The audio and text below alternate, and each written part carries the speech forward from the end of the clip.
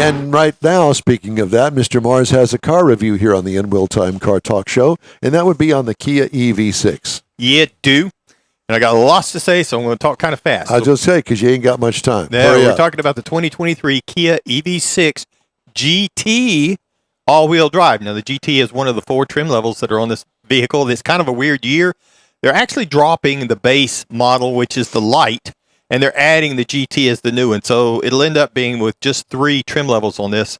It's what the best I could describe it as a performance crossover SUV. It's like this little hot rod.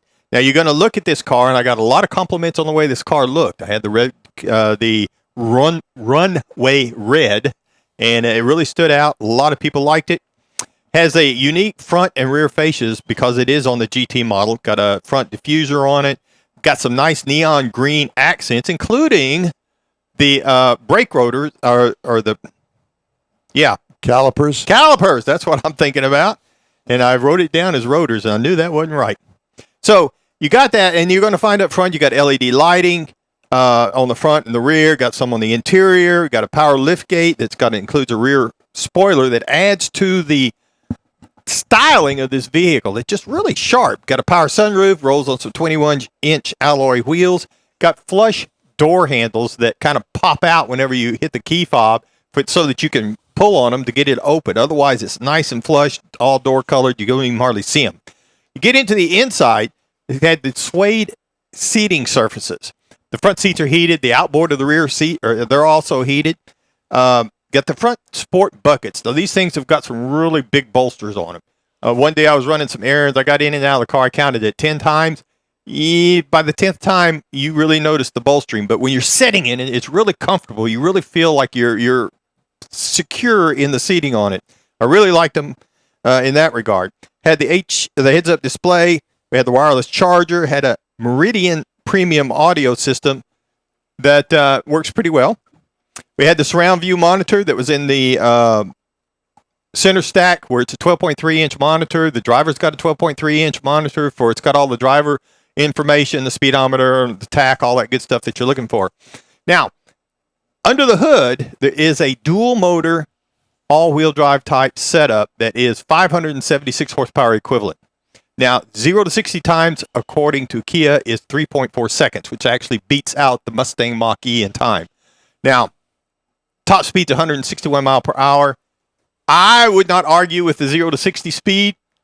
I don't know about the top end. This little thing, it's got a little button on the steering column. It's got a green little button that says GT on it. And when you push that button, it goes. It goes really fast. It's every bit of it. So I drove this vehicle 349.7 miles. I had to go charge it on twice. The button? No, not quite. I had to go to the charger twice. This thing is capable of taking an 800-volt charging system. The best I could find, and as far as I know of, 350 is about it. Took me 30 to 32 minutes to get 80%, to go from 15% up to 80%. So it charges really quick. There's 3 different driving modes on it. There's Eco, Comfort, Sport, and the GT drive mode, and a my drive mode where you can custom set it for the settings that you want on it, impacting the suspension and how the transmission reacts. There's a lot of different things it'll do for you. The thing that I noted, and I called Don about this, because the first time I had to get ready to charge it, I said, well, I'm going to plug it into the house and let it charge for a little while. So I went to look for the cable. There is no cable. I found an adapter that I was talking to you about, but you got to have a male-to-male charging cable. So I went and borrowed one from a guy I knew that had one, and I went to plug it in. Lo and behold, that adapter is actually what they call a V2L adapter. Now, that is to export a charge out of the car. If you want to run something... So you could run your power saw. Exactly. But it's whatever. not to charge it. So there's no home charging cable available unless you go to Amazon or the dealer. It runs $119 to $230 on Amazon to be able to charge your car at home without installing something.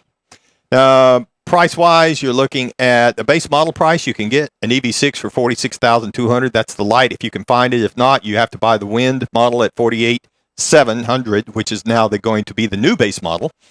The trim price that we had, the base trim price for the EV6 GT that we had was $61,400. As tested, it was $62,865. A couple of things to note that comes with, at least this year, if you use Electrify America, they will give you 1,000 kilowatt hours free charging. And there's a $6,300 EV rebate you can get on it currently. And it still has the 10-year, 100,000-mile warranty that you can get from Kia. This program